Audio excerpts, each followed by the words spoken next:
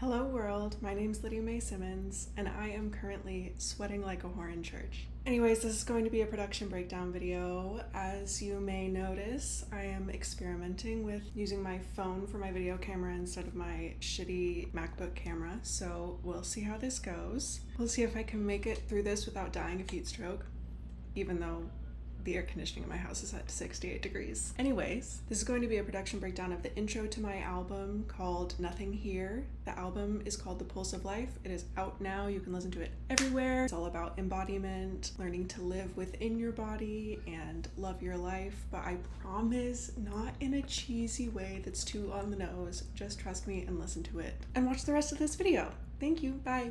So this song is one of the simpler songs on the album. There's not as much that changes throughout, and this is gonna be one of those tracks that doesn't have any drums, doesn't have too much energy. It's very ambient, and I wanted this song to evoke the sound of being at some faraway temple on the top of a hill at night. And like everything's glowing blue and it's kind of spooky, which I feel like I did accurately convey. It definitely feels sparkly and shimmery and dark and strange. But the reason why I wanted that image was, well, first of all, I started with the production elements and they gave me that mental image, and then I kind of wrote a song along with that, but it ended up working out really well because this whole album is about the journey of embodiment and all of the stages that goes through and the different parts of your subconscious that you have to rewire to be able to get to a place of embodiment. But this is the first song in the album, and I feel the first step that we are likely to take when we realize that there's something wrong with our life or there's something missing in the way that we've been living is to try and find the answers elsewhere and to go to some temple, some church, some guru, buy some course, do some form of self-improvement to try and fill this hole inside of ourselves. And oftentimes that just masks the pain. It offloads the responsibility for your life onto someone else or onto some other belief system, and what you're truly craving is to feel one with yourself. And at the end of the day, there's nobody who can tell you how to do that. You just have to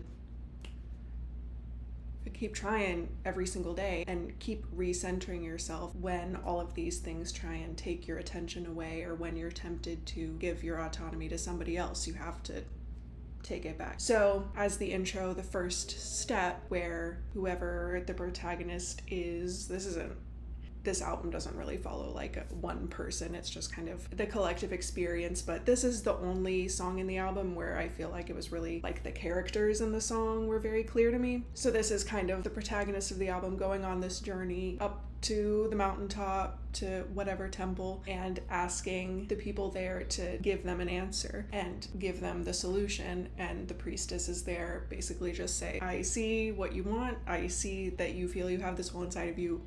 We can't tell you how to fix it. We don't have anything for you. You gotta go back home. And obviously that feels like a rejection and that feels sad, but that sets you out on the journey through the rest of the album. So this is one of the songs on the album that had very clear characters and setting and everything like that, which is not typically the way that I tend to write songs, but it worked here. So that's where all of these production elements came from, and I'll talk about that more as we go along. But it started out with this super ominous, spooky bass sound.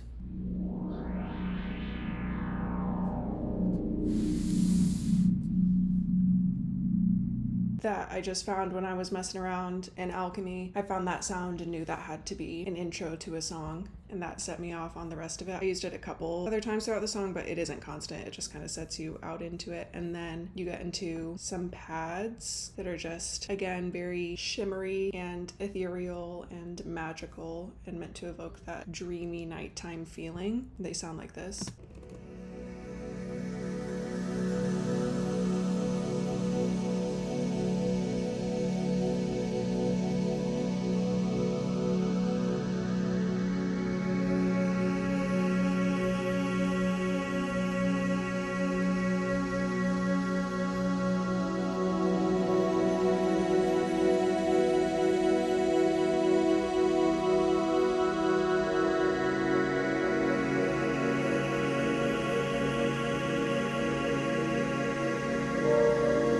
So we actually have the one pad, which is Autumn. That's that very shimmery sound. And then the Oak Piano Dream Synth is one of the stock piano plugins in Logic. The gain is being automated on that, so you don't really hear that until the end of the intro, and then it comes in later. So basically what you're hearing there is that Autumn preset, which is one of my favorite pads. And the other thing that is present in the intro is these arpeggiated synths playing in, again, a kind of spooky type pattern. I don't know, what makes it spooky? I don't know.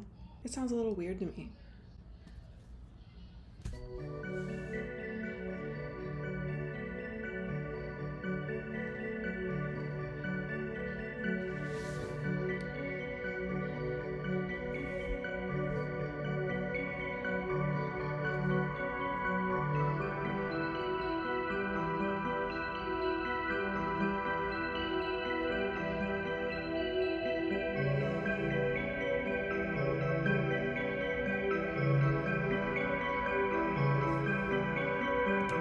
As you can see, that's comprised of 3 different sounds. I have this epic guitar haul that isn't panned to the left or right, it's straight down the center, and then these other 2 crystal steel and distant harp echoes that are panned to the left and right. So that creates a little bit of space. So the crystal steel sounds like this. You can see the gain's being automated, so you're not really going to be able to hear it until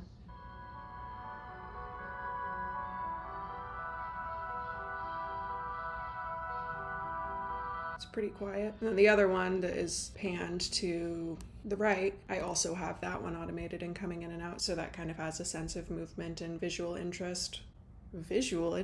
auditory interest, where you're hearing the same pattern the entire time, but where it's coming from and what exactly it sounds like kind of changes, so you can't exactly pinpoint it. Again, adds to that ethereal feeling. This is what the distant harp echo sounds like.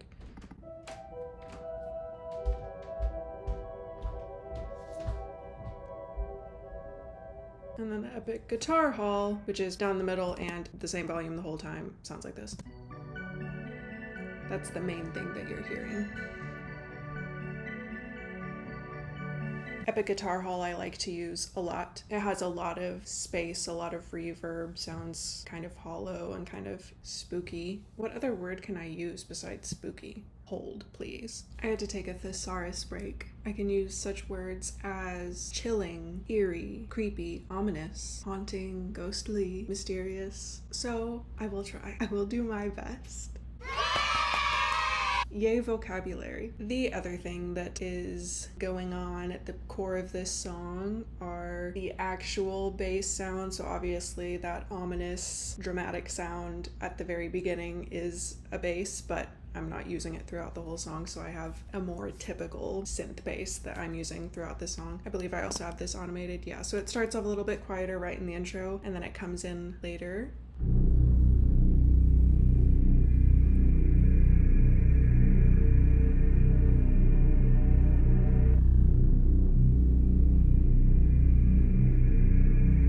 Very interesting. So edgy synth bass sounds like this. That's the main sound. It's a pretty typical synth bass. I just have a little bit of EQing going on. Very little. I'm sure that was just in mixing to take off a little bit of frequencies that I didn't need. And then I also have the iVGI2, which I use all the time. It's just a free saturator plugin. I have the lower frequencies boosted a little bit and very minimal saturation going on, but that's just to make it sound a little bit more intense. And then the aquifer blockage is the other sound.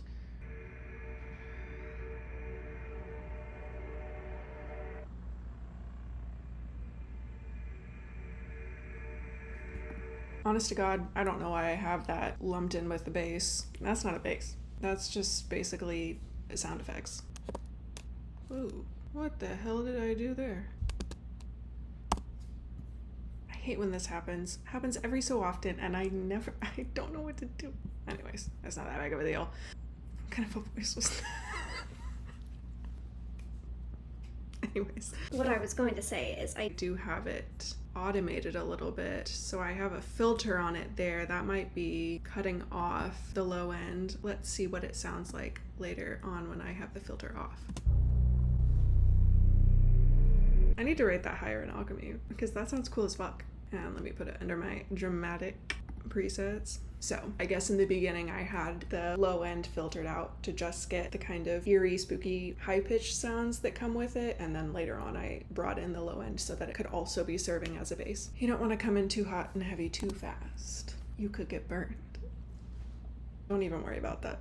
Forget that I said that. It starts off with that very ominous drone bass sound, and then the shimmery pads and the sparkly little arpeggiated synths come in, and then basically you get right into the vocals. This is one of the few songs where I didn't produce the vocals in my normal formulaic way. I don't honestly spend too much time on vocal production for someone who considers myself to be primarily a singer, because I really like the vocals to be pretty simple. This is the only track on which I doubled my main vocal. I always double the harmonies because I like to pan them left and right, so I need 2 separate tracks of each harmony line. But for the main vocal, I just record as few takes as I possibly can, and I just have 1 track and I don't double it, which is not what is recommended by most people who would teach you how to produce your vocals. They would always say to record at least 2 other tracks of your main vocal, and then sometimes more, sometimes super, like an octave up, an octave down, an airy take. And when I started learning how to produce, I definitely did do that on every single song, but honestly, it takes a lot of time. It takes a lot of energy. I'm looking at my phone camera and I can see my eye reflected perfectly in the camera lens. That's going to be distracting for me. Anyways, it does just take a lot of time. It essentially at least triples the time you spend recording your main vocals. And I just found the more that I learned how to do production, the more songs that I made, the less time I wanted to spend on the vocals. I feel like I can get it pretty good in half an hour and be done with it.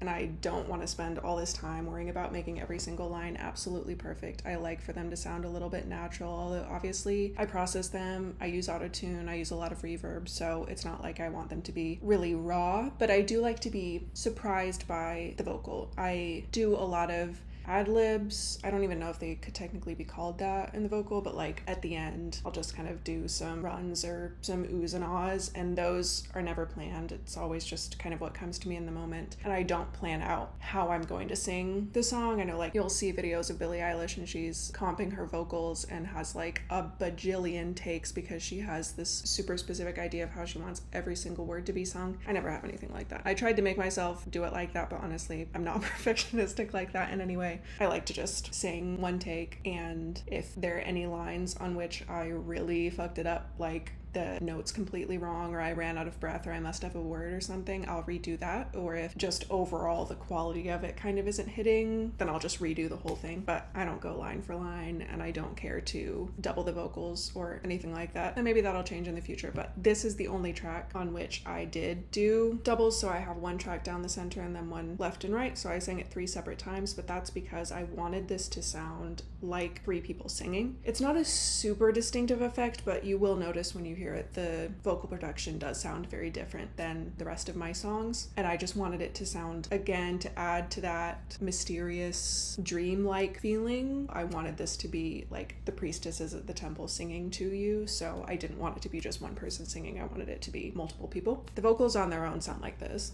What's wrong, my child? Why do you cry? Have you come to find what's missing from your life?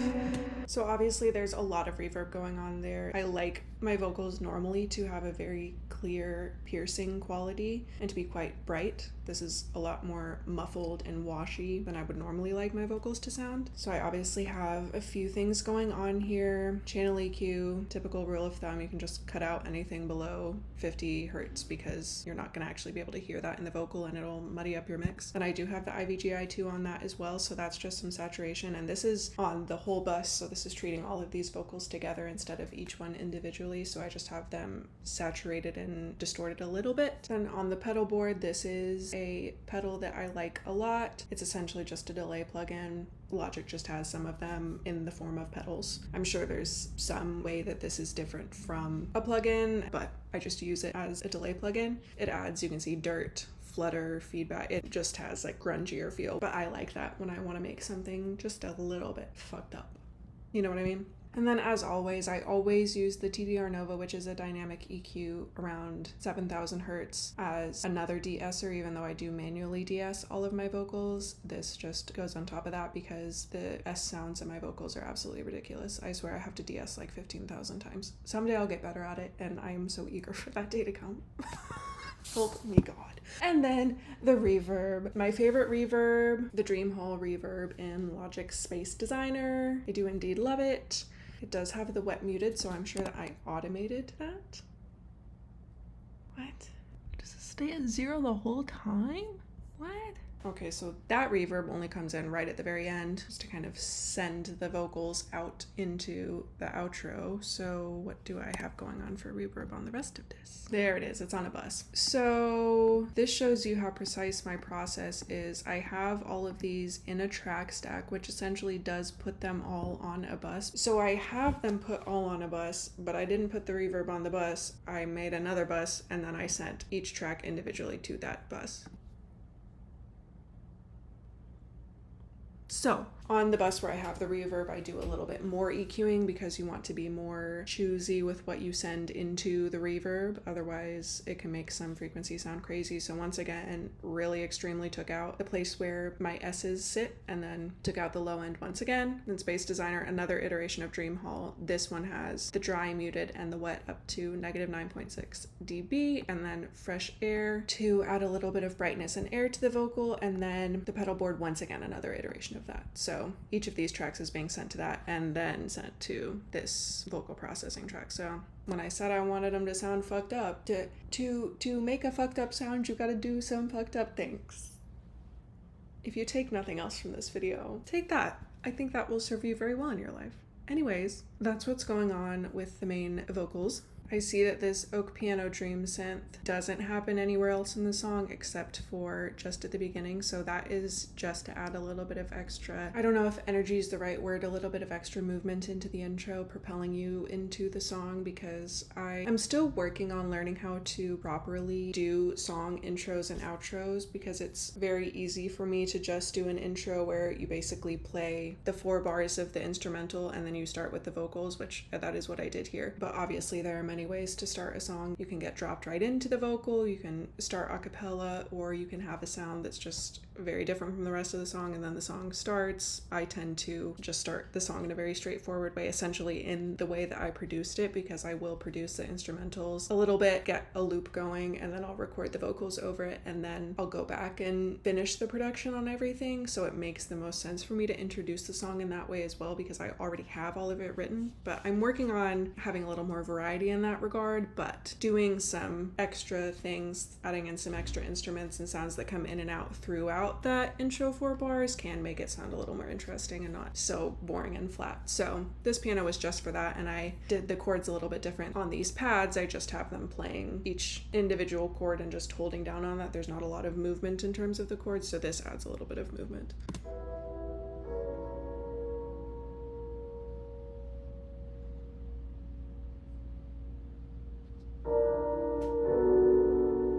Is E minor add 9, C sharp minor 6, E flat 5 major 7 flat 9, and then you go back into the 1 chord, and then there is another pad that comes in after the intro. Crystal Steel, yeah, so the Crystal Steel is one of the arpeggiated synth presets. I also used it as a pad here, and it sounds like this.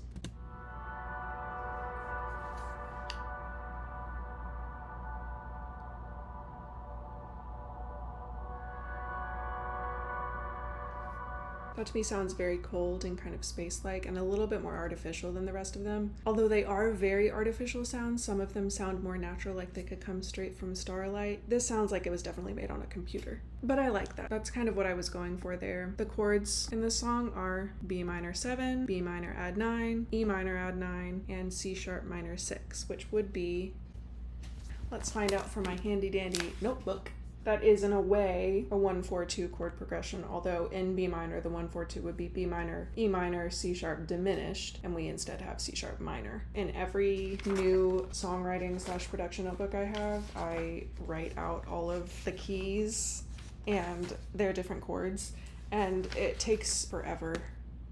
I always make a mistake somewhere and have to scribble it out. I dream one day of writing all of them and not having a mistake anywhere, but maybe that's just not the type of person that I am. Also, protect trans lives.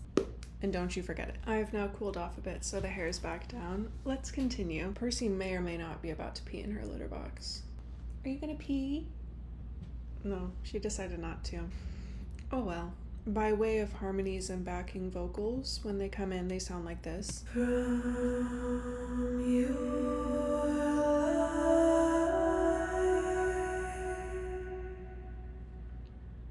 what you see, what you need. Percy. She's walking over my keyboard. You are a little bit of a troublemaker. Yes, you are. A little bit troublesome. Okay, go on. She loves to walk all over my computer because she doesn't know that she doesn't know how computers work. And I fear she may never learn, but what can you do? Anyways, back to the harmonies.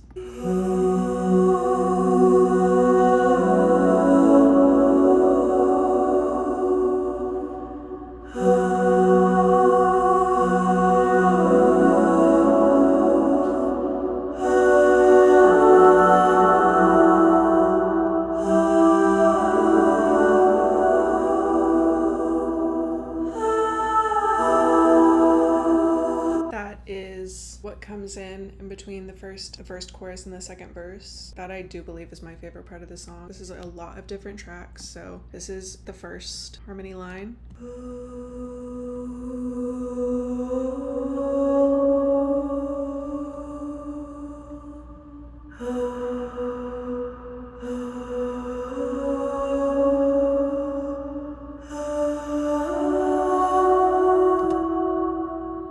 The second.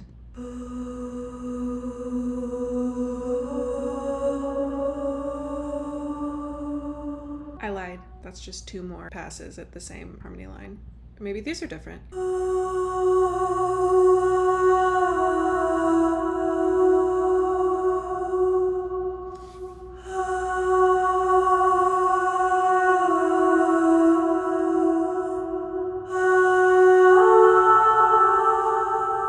And then these are the lower harmonies.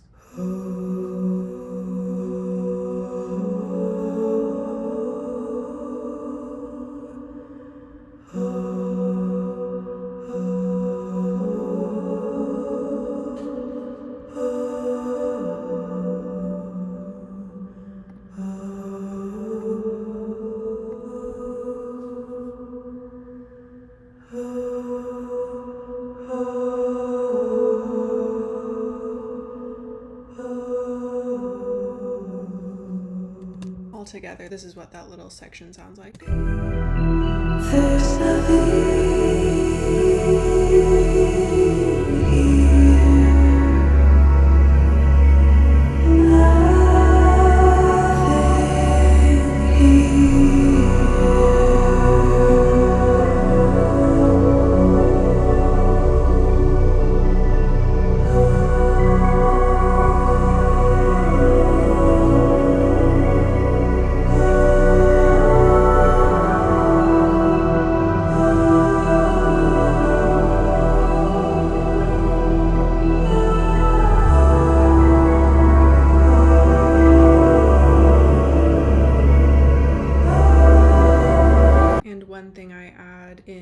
section as well that Percy's messing with my softbox now.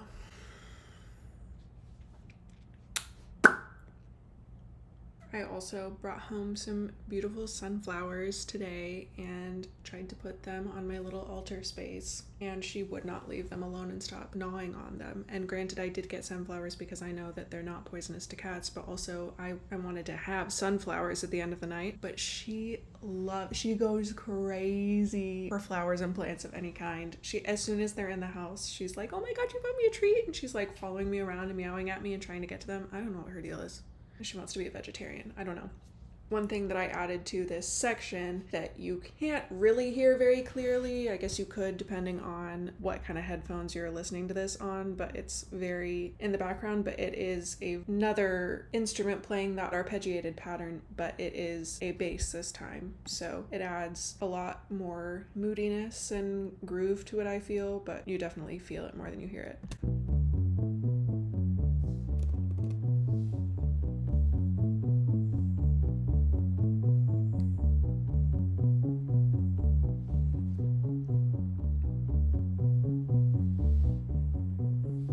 That's just a very simple, pure sound that feels like a very classically 80s bass to me. I do love a very simple arpeggiated bass, so it really hits the spot. And then do I have a vocoder here?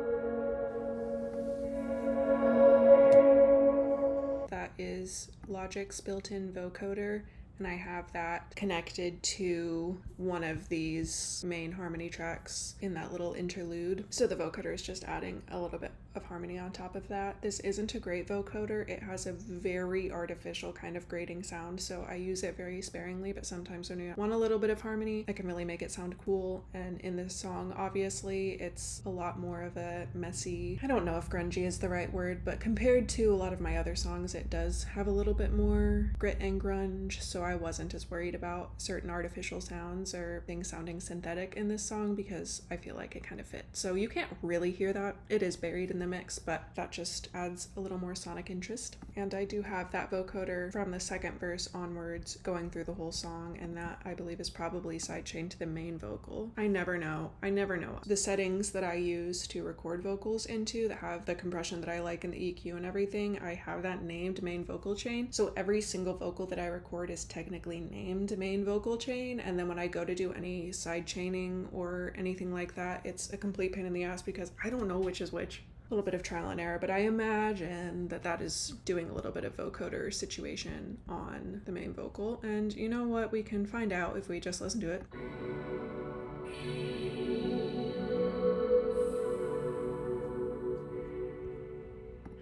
Don't let love go.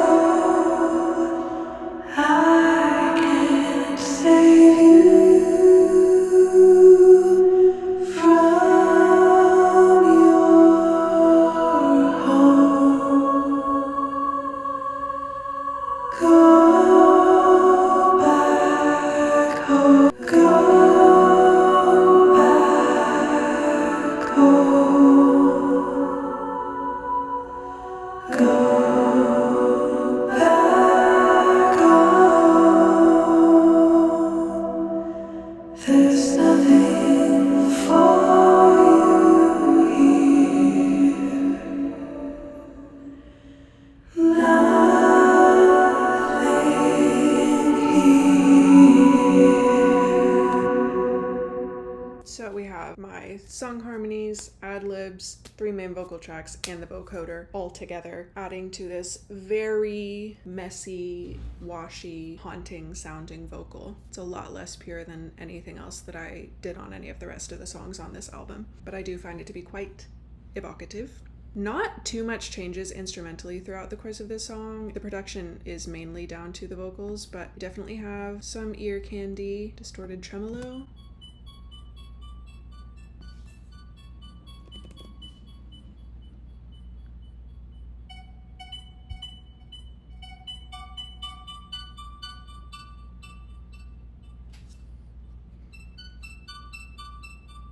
Just some random whatever. Who can remember how the hell I came up with this? I made this song back in like November. I think this is one of the first songs that I produced back before I even knew this was going to be an album. So it's been a while, but Choir in a Distant Cave, I believe I usually use for kind of windy sounds.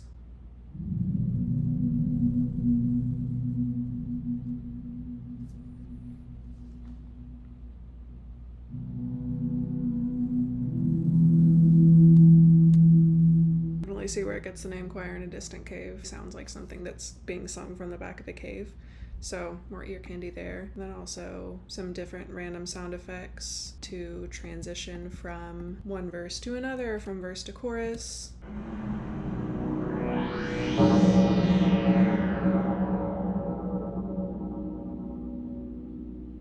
I love figuring out little transitions like that.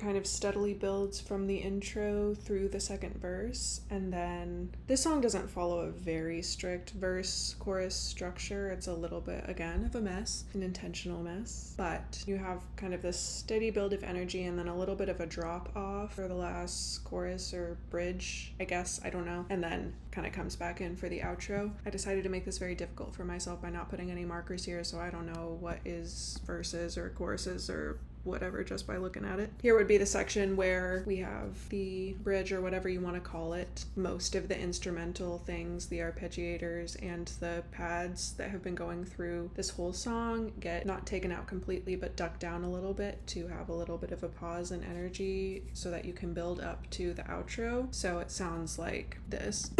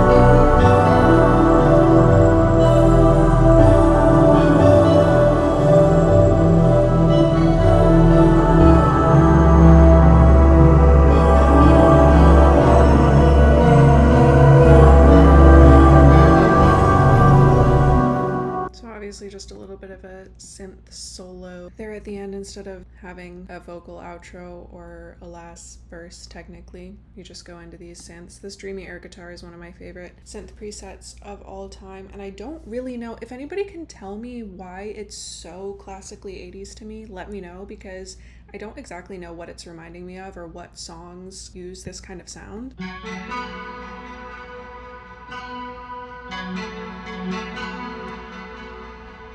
But that, like, more than any other synth in my library, that is so 80s to me, so perfect. It sounds like an original song that Kenny Loggins would have written for a movie, that type of 80s vibe. I don't really know. Love it. I loved using that. The other preset that I layered it with is crystals and voices.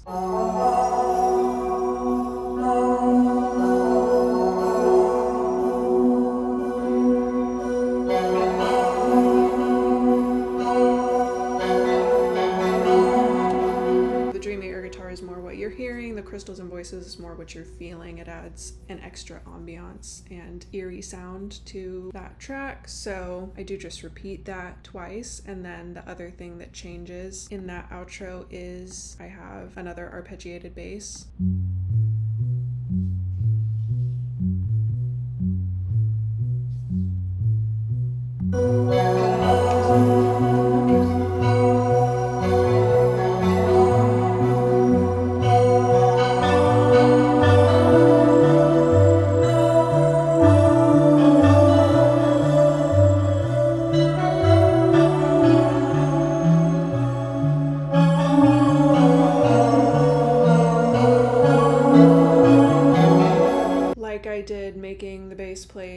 original arpeggiated pattern in the it's post-chorus is the word I'm looking for in the first post-chorus. An arpeggiated bass that is very low down in the mix or is mostly sub-frequencies so that it's not really piercing through the mix. It adds such a good driving feeling, even though obviously you're going to lose it on certain devices if you're listening just on a phone and don't have good headphones or something like that. Percy, do not jump up there. There are no sunflowers there for you to eat anyways. She's gonna get herself burned on that candle.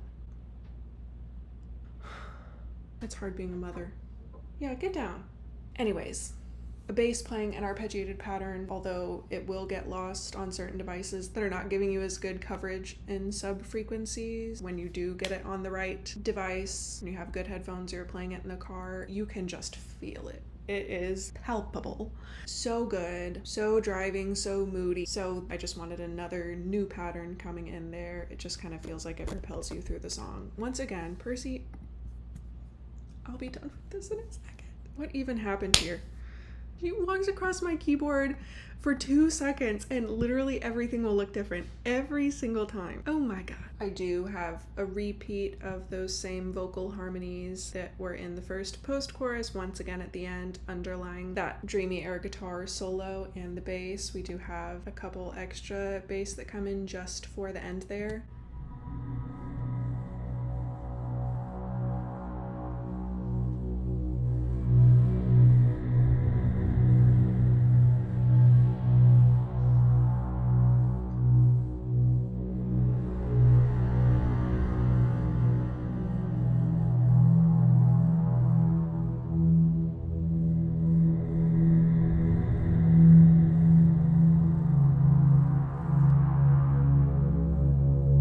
Don't you just love that that synth bass is called Belly Button? Oh, what's that about? Anyways, that just adds another little bit of dimension and moodiness and space to this song because I really did want it to feel like a garden at night that's very mystical and you're seeing all these things out of the corner of your eye and you're seeing mist and fog and everything's a little bit veiled and hidden in mystery. So I did want to add just a ton of layers to this song, but for that being the vibe, I didn't actually add that many layers. It's fairly simple. It's mostly vocals and then we just have our bass playing several different patterns, synth solos, and then me doing a whole lot of whatever bullshit with my voice. And I don't mean that in a derogatory sense. I had a great time and it sounds good.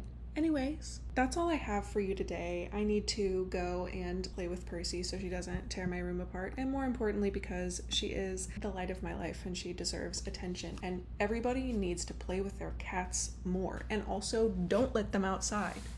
Cats are indoor only. This is an indoor cats only YouTube channel.